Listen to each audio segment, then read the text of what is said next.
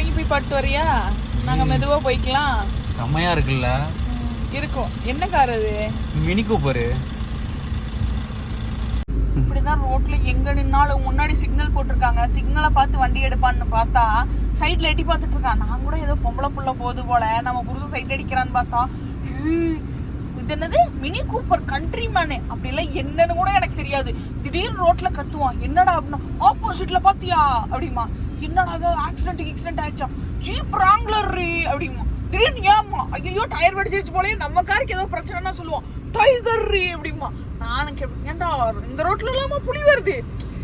Triumph tiger என்னோட dream bike கிடையாது அப்படிமா. எவ்வளவு லட்சம்? அது ஒரு 10-11 லட்சம் வரும்னு நினைக்கிறேன். கேட்கல 11 லட்சம் வரும் நினைக்கிறேன். கேட்கல அங்க பாரு முன்னாடி பாரு. அது 800 சிசி தான் அவ்வளவு வரும். யூனிகார்ன் போகுது பாரு. நம்ம குடும்பத்துக்கு ஏத்த வண்டி வா. யூனிகார்னா? இந்த மாதிரி பொம்பளை போகும்போது ஒரு பொம்பளை புள்ள நல்லா இருக்கு அப்படின்னு பாக்குறவனுங்களோட கூட வாழ்ந்துடலாம்.